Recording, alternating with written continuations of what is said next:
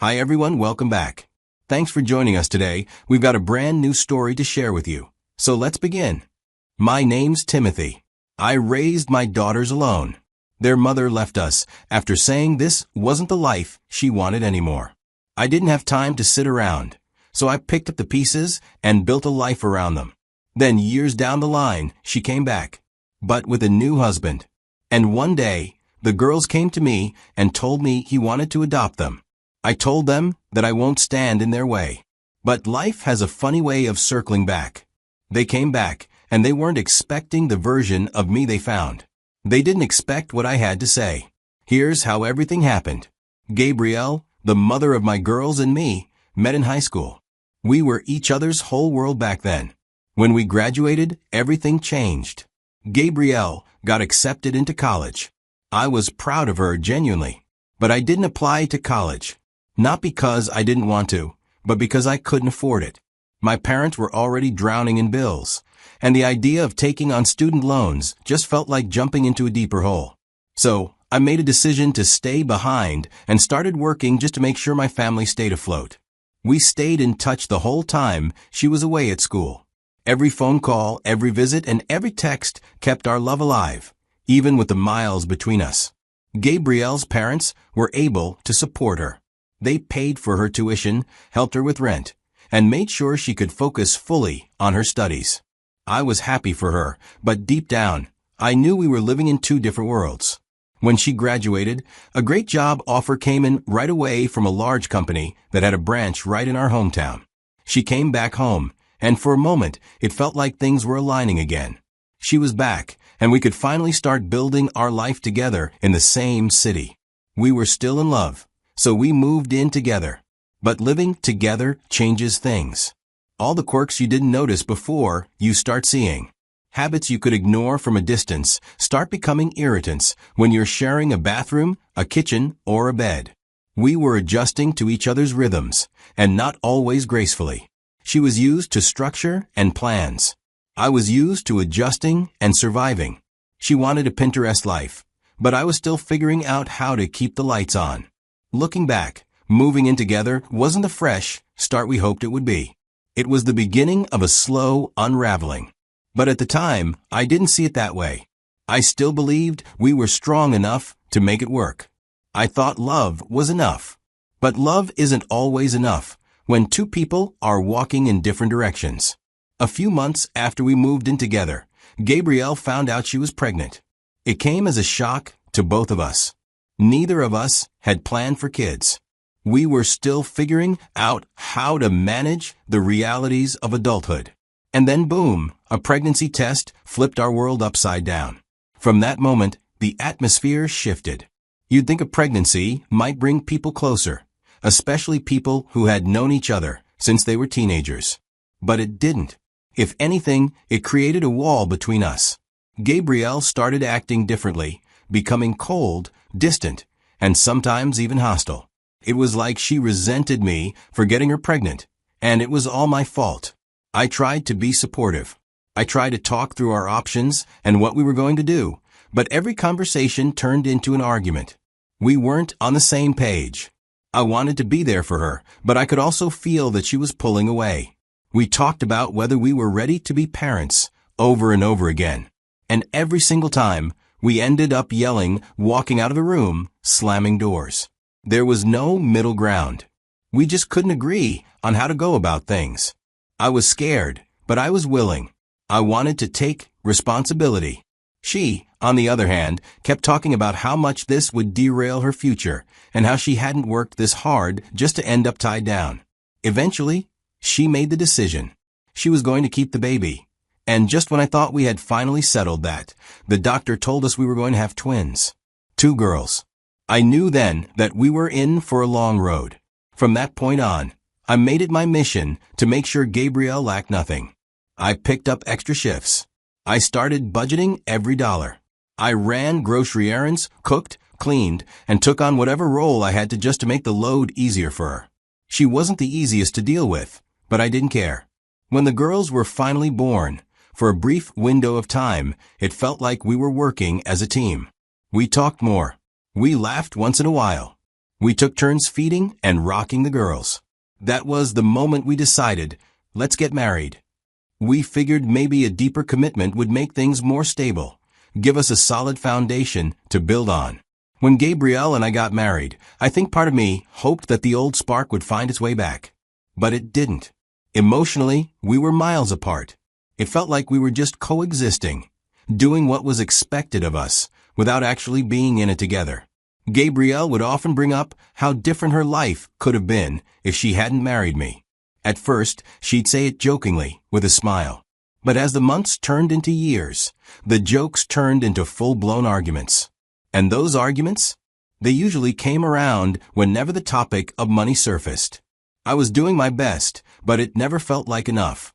According to her, I had become the thing that stood between her and the version of herself she wanted to be.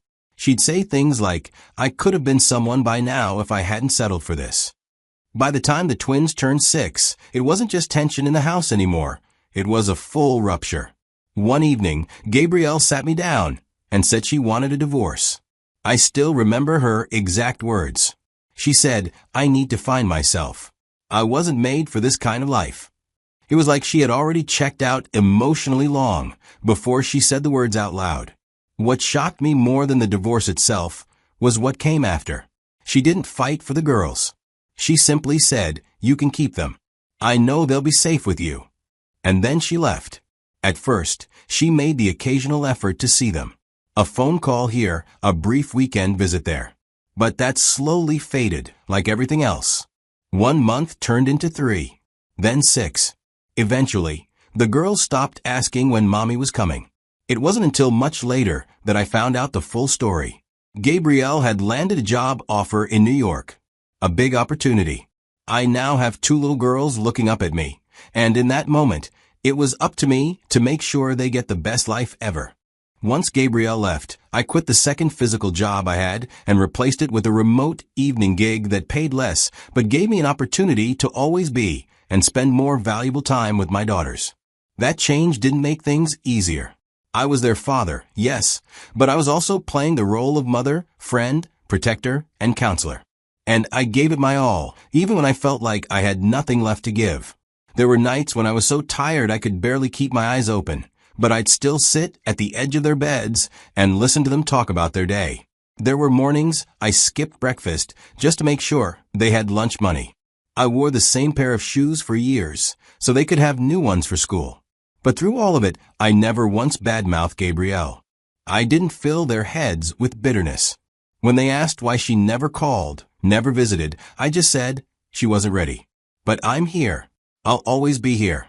Over time, our bond grew stronger every day. Every Sunday night, we had pancake dinners. Every birthday, I wrote them letters about the year gone by. They didn't just feel loved. They knew they were safe, wanted, and prioritized. One Father's Day, when they were about 10, they surprised me with a homemade scrapbook. The cover read, My Hero, My Dad. Inside were drawings, handwritten notes, photos, and memories. One page read, You're our superhero because you never gave up on us. I had to step outside so they wouldn't see the tears rolling down my face. It was one of the few times I allowed myself to cry. Single fatherhood is not something I ever asked for. But those girls gave my life meaning. Every tired morning, every quiet worry about money, every lonely evening was worth it. And in return, I got something most men never do. I got to watch love grow with no conditions. That chapter of our lives wasn't easy, but I wouldn't trade it for anything in the world. 11 years had passed since Gabrielle walked away from our family, and I honestly didn't expect to see her again, not at an important moment like my daughter's graduation. But there she was. What surprised me more was that she wasn't alone. She had a husband with her, a man who seemed well-mannered and confident. I later found out he was wealthy and successful. Gabrielle didn't say much to me that day, but she did speak with the girls afterward and invited them to dinner at their home. I wasn't sure how to feel. Part of me wanted to protect my daughters and keep them close, but another part of me knew I couldn't control their choices anymore. They were no longer little girls. They were young women starting to make their own decisions. In the weeks and months that followed, my daughters started spending more time at their mother's house. It wasn't hard to see why. Their mother and her husband lived in a beautiful, spacious suburban home, with everything neat and polished, far beyond what I could provide in our modest place. I could understand why they'd be drawn there. The house had a kind of quiet comfort and stability I struggled to give them. Then one evening, they sat me down to have a serious talk.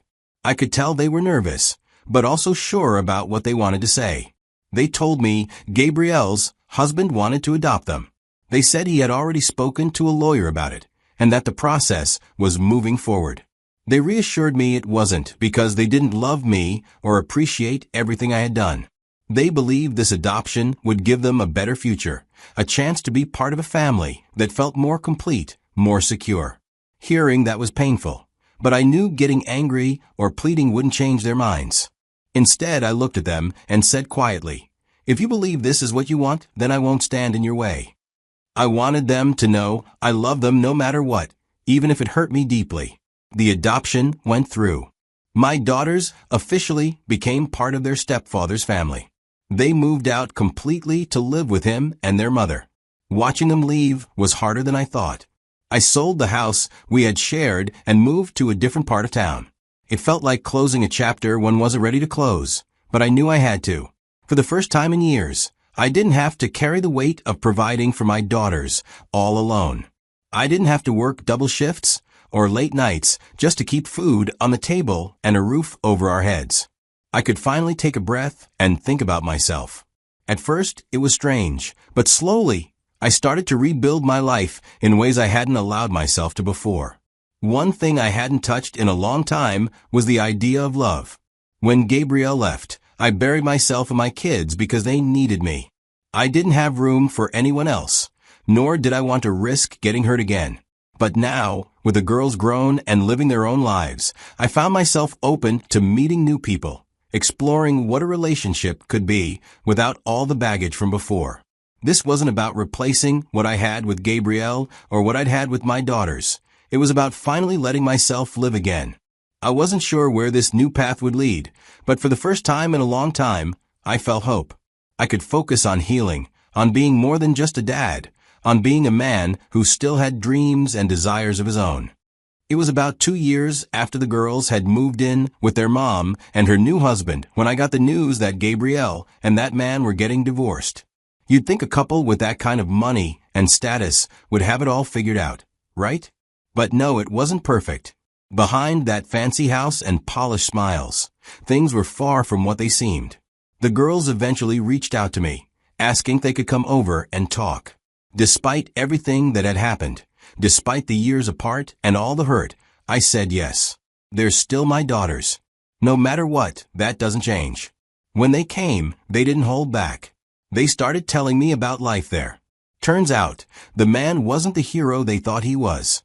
He was abusive. At first, they tried to convince themselves it was worth it, that they traded a rough life for comfort and safety. But it wasn't just about money or a nice home. It was about feeling safe and loved, and they weren't getting that. What hurt the most was that they realized I never made them feel like a burden. I was there for them day and night through everything. And yet, they had pushed me away for what seemed easier, for the illusion of a better life. Hearing that was painful. I'm not going to lie. It's like watching the foundation you built your life on crumble. But it was also clear to me that this was a moment of truth for all of us. I listened without interrupting or trying to fix things right away. I just let them speak, knowing they needed to say it out loud. I nodded, understanding the weight of their words and the pain they carried. But inside, I felt something shift. I realized that while my love for them hadn't changed one bit, I couldn't just pick up where we left off as if nothing happened. Things couldn't go back to the way they were.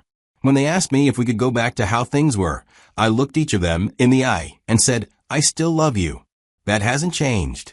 But I won't beg to be in your life anymore." I wanted them to understand that love alone isn't enough if respect and trust aren't there too. They begged for forgiveness, pleaded for a second chance. But I had to be firm. I told them, I gave you everything I had, every day, every sacrifice. And you chose to erase me. I understand that. But I've healed. It wasn't about punishing them or closing the door. It was about protecting myself and setting clear, healthy boundaries. Boundaries I should have set a long time ago when their mother left me the same way. Eventually, they agreed to those terms. They knew they had to meet me halfway. I told them straight, I'm not going to baby you anymore. You're adults now. If you want to be in my life, you have to act like it. No more running away, no more hiding. We all have to face the truth and move forward with honesty. After everything, I took a moment to reflect on everything. I loved my daughters deeply and without conditions. But love isn't just about holding on. Sometimes it means knowing when to step back, to protect your own peace, and to set boundaries that keep you whole. It wasn't easy to let them go when they chose a different path, and it wasn't easy hearing them say the other man fit better with their lives. But I realized that love also means accepting their choices, even if it hurts. I couldn't force them to stay in my world if they didn't want to. And when they came back, asking for me again, I had changed. I had learned that love isn't about begging or clinging to the past. It's about being strong enough to say, I love you, but I won't lose myself trying to hold you. So I want to thank you all for listening. If you're holding on to something or someone and it's hurting you more than helping, maybe it's time to think about healing instead. What would you do if you were in my shoes? I'd love to hear your thoughts. Please like this video, share it with someone who might need to hear this, and take care of yourselves out there.